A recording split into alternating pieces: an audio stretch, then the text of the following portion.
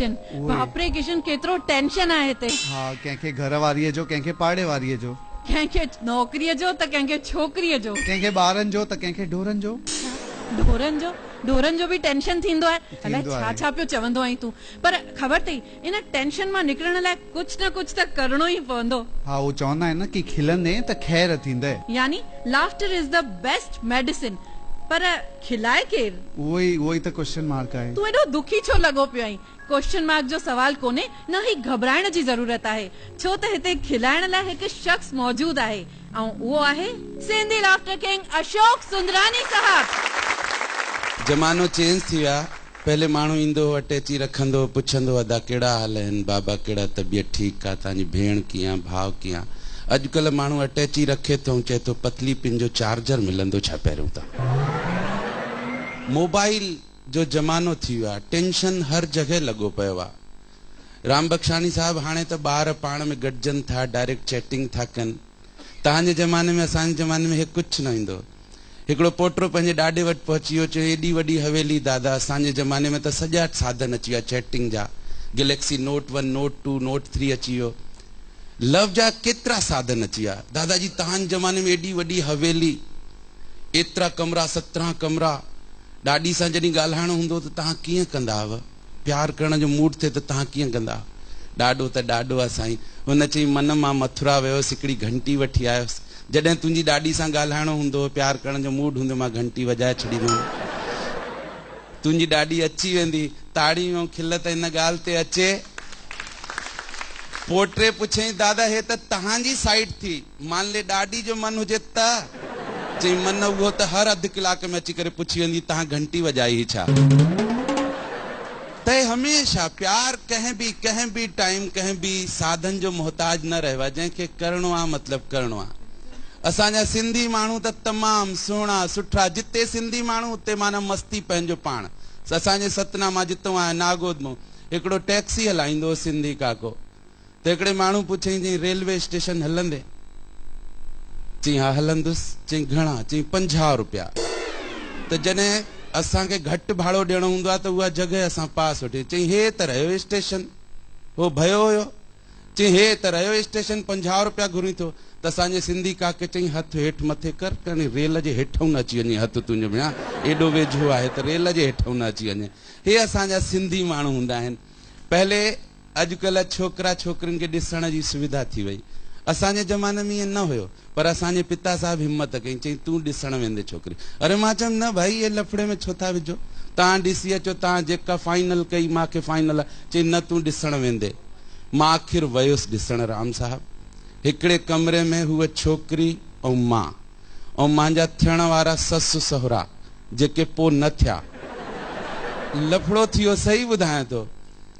अधु कलाक ताईं राम साहब उहो छॾे करे हली विया। न छोकिरी कुझु ॻाल्हायो, न मां कुझु ॻाल्हायो, ॿई ॼणा पसीना पसीना।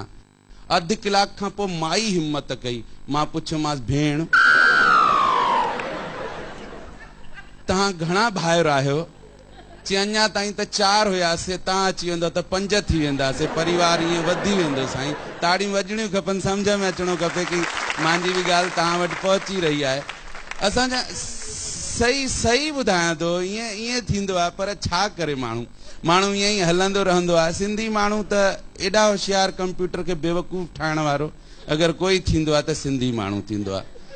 हिकिड़ो माण्हू मुंहिंजे साम्हूं बैंक में जमा करणो हुयो 5000, त कैशियर 2 नोट अलॻि कयईं, 500 जा 2 नोट नकली अथई। चई तूं छो तो टेंशन वञी, मुंहिंजे खाते में जमा थींदा, जमा करे छॾ, मां पाण ई कढी वठंदुमि, तूं छा लाइ टेंशन थो पाली।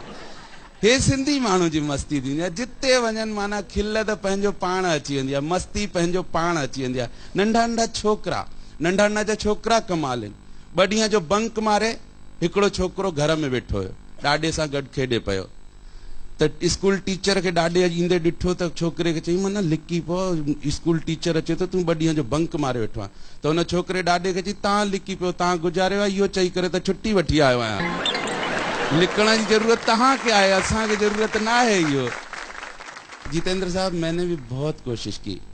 सिंगिंग मेरी इतनी खराब थी, एक ही बार कुल कंपटीशन में मैंने गाना गाया तो वो एक गाने में मुझे 2 प्राइज मिले।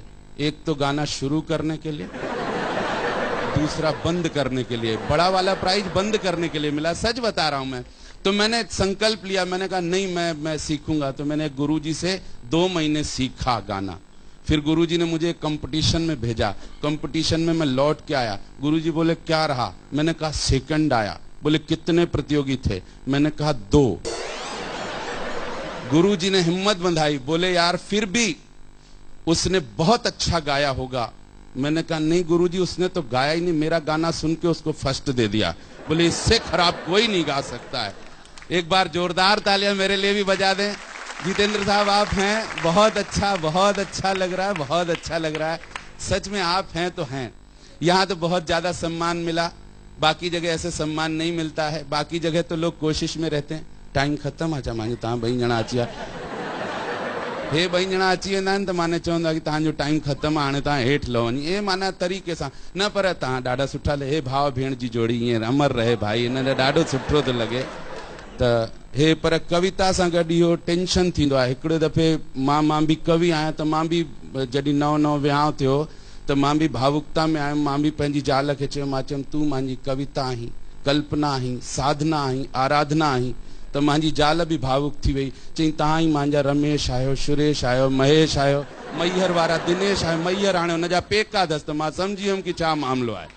पर ईअं भावुकता में थींदो आहे। मुंहिंजो टाइम पूरो थी वियो। हिकिड़े दफ़े जोरदार ताड़ी वॼाए छॾियो, जोरदार ताड़ियूं। Thank you so much. बधायूं। उन खां पहिरीं असां वरी माण्हुनि सां व्यूज़ ॼाणणु चाहींदासीं कि तव्हांखे कीअं थो लॻे अॼु जे प्रोग्राम में। मुझे सिंधी बहुत कम समझ आती है, हालांकि मेरी बीवी सिंधी है। यहाँ आकर बहुत अच्छा लगा और बहुत खुशी हुई कि सिंधियों का भी अवार्ड फंक्शन हो रहा है। सिंधी शोभा कम बोलती है, मैं ज़्यादा बोलता हूँ।